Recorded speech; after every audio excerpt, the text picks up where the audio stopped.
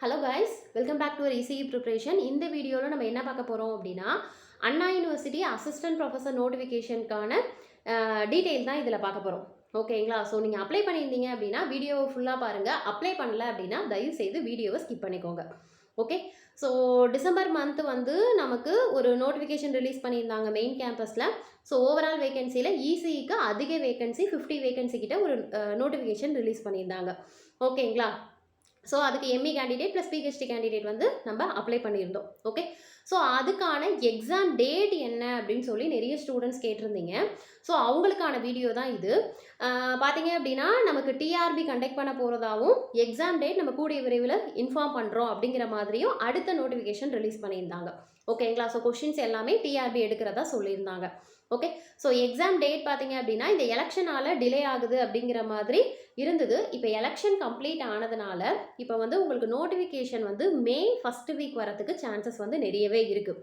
ஓகேங்களா? So May first week notification வந்து மே எண்டில் வந்து எக்ஸாம் இருக்கிறதுக்கான சான்சஸ் வந்து நிறைய இருக்குது. எதுக்காக சொல்கிறேன் அப்படின்னா நிறைய கேண்டிடேட் வந்து இந்த எக்ஸாமை மட்டும் பர்டிகுலராக அப்ரோச் பண்ணி படிச்சுட்டு இருக்கிறீங்க.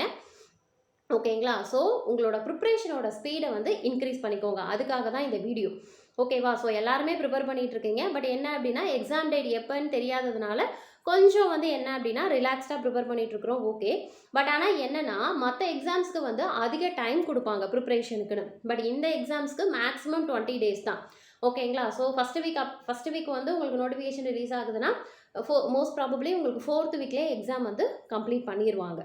ஓகேங்களா? ஸோ அதனால் அந்த டைமில் வந்து ப்ரிப்ரேஷன் வச்சுக்காதீங்க. ஸோ மே மந்த்துக்கு முன்னாடி, ஸோ மே மந்த் வரதுக்கு இன்னும் ரொம்ப நாள் இல்லை, வெறும் 4-5 டேஸ் தான் இருக்குது. ஓகேங்களா? ஸோ உங்களுக்கு நோட்டிஃபிகேஷன் வந்ததுக்கப்புறம் ஜஸ்ட் ரிவைஸ் பண்ணுற மாதிரி பார்த்துக்கோங்க. ஓகேங்களாம்மா? ஸோ அதனால் நீங்கள் எவ்வளோக்கு ப்ரிப்பேர் பண்ணிகிட்டு இருக்கிறீங்களோ இன்னும் ஸ்பீடை இன்க்ரீஸ் பண்ணி ப்ரிப்பேர் பண்ணுற மாதிரி பாருங்கள். அதே மாதிரி நம்மளோட அகாடமியில் வந்து இந்த எக்ஸாமுக்கு பர்டிகுலராக வந்து டெஸ்ட் பேட்ச் வந்து கண்டக்ட் பண்ணி கம்ப்ளீட் பண்ணியாச்சு. பட் இது ஆஃப்லைன் டெஸ்ட்டு அப்படிங்கிறதுனால நீங்கள் தாராளமாக வந்து என்ன அப்படின்னா ஜாயின் பண்ணிக்கலாம். ஓகேங்களா? ஸோ மார்க் டெஸ்ட் வரைக்கும் நம்ம ஃபுல்லாக கம்ப்ளீட் பண்ணியாச்சு. ஸோ நீங்கள் ஜாயின் பண்ணுறீங்க, நாளைக்கு ஜாயின் பண்ணுறீங்கன்னா கூட மறுபடியும் வந்து என்னது டெஸ்ட் நம்பர் 1லேருந்து நீங்கள் கொஷின்ஸ் வந்து ஒன்றும் இல்லை, டெஸ்ட் பேட்ச் அப்படின்னா கொஷின்ஸு ஒவ்வொரு டாபிக் வைஸான கொஷின்ஸு, அதுக்கான ஆன்சர் கீ, சொல்யூஷன் இதெல்லாமே ப்ரொவைட் பண்ணுவோம். நீங்கள் ஒவ்வொரு டெஸ்ட்டாக வந்து என்ன அப்படின்னா அட்டன் பண்ணி உங்களோட லெவல் எப்படி இருக்குது அப்படிங்கிறத தெரிஞ்சுக்கலாம். இப்போ நம்ம சைடில் நிறைய நம்ம டெஸ்ட் பேட்சில் வந்து நிறைய ஃபேக்கல்ட்டிஸ் தான் அட்டன் பண்ணியிருந்தாங்க. அவங்க சைட்லேருந்து நமக்கு பாசிட்டிவ் ஃபீட்பேக் ரொம்பவே கிடச்சிருந்தது. ஃபர்ஸ்ட் ஆஃப் ஆல் அவங்க எல்லாருக்குமே ரொம்ப தேங்க்ஸ். ஏன் அப்படின்னா அவங்களோட ஃபீட்பேக் எப்படி இருந்தது அப்படின்னா இது எங்களுக்கு ரொம்பவே ஹெல்ப்ஃபுல்லாக இருந்தது. எந்த விதத்தில் அப்படின்னா ரிவிஷன் பண்ணுறதுக்கு எங்களுக்கு ரொம்ப ஹெல்ப்ஃபுல்லாக இருந்தது அப்படின்னாங்க. அதே மாதிரி எக்ஸாம் பாயிண்ட் ஆஃப் வியூவில் எப்படியெல்லாம் கொஷின்ஸ் வரும் அப்படிங்கிறத இந்த டெஸ்ட் பேட்ச் கொஷின்ஸ்லேருந்து தெரிஞ்சுக்கிட்டோம் அப்படிங்கிற மாதிரி சொல்லியிருந்தாங்க. ஆக்சுவலாக நம்ம டெஸ்ட் பேட்சோட டார்கெட்டுமே இதுதான். என்ன அப்படின்னா நீங்கள் ஜஸ்ட்டு படிச்சுட்டு ப்ரிப்பேர் பண்ணிவிட்டு டேரெக்டாக எக்ஸாம் எழுதுறதுக்கும் இந்த டெஸ்ட் பேட்ச் அட்டன் பண்ணிட்டு எழுதுறதுக்கும் நிறைய டிஃப்ரென்ஸ் இருக்கும். ஓகேங்களா? ஏன் அப்படின்னா உங்களுக்கு கண்டிப்பாக அந்த எக்ஸாம் ஃபியர் அப்படிங்கிற ஒன்று இருக்கவே இருக்காது. ரீசன் என்ன அப்படின்னா இங்கேயே உங்களுக்கு என்ன அப்படின்னா நிறைய டெஸ்ட்டை அட்டன் பண்ணி பார்க்குறதுனால இந்த டைம் மேனேஜ்மெண்ட் இன்க்ரீஸ் ஆகும், தென் அந்த ஃபியர் ஆனது ரெடியூஸ் ஆகும். ஸோ இதெல்லாம் இருக்கிறதுனால உங்களுக்கு எக்ஸாமில் வந்து ரொம்ப ரிலாக்ஸ்டாக நீங்கள் அதாவது மெயின் எக்ஸாமில் ரொம்ப ரிலாக்ஸ்டாக எழுதுவீங்க. இன்னொன்று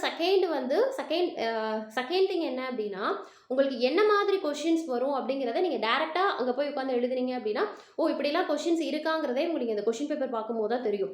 பட் டெஸ்ட் பேட்ச் அட்டன் பண்ணும்போது இங்கேயே உங்களுக்கு கொஷின்ஸ் வைஸ் நீங்கள் என்னவாயிடுவீங்க அப்படின்னா எக்ஸ்பீரியன்ஸ் ஆகிடுவீங்க. இப்படிலாம் கொஷின் கேட்பாங்க அப்படின்ட்டு.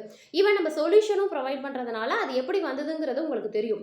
ஈவன் நீங்கள் எழுதுகிற ரிட்டன் டெஸ்ட்டில் நம்ம கேட்ட கொஷின்ஸே அப்படியே கேட்கறதுக்கு சான்சஸ் இருக்குது, இல்லை அதே மாடலில் கூட கேட்கறதுக்கு சான்சஸ் இருக்குது.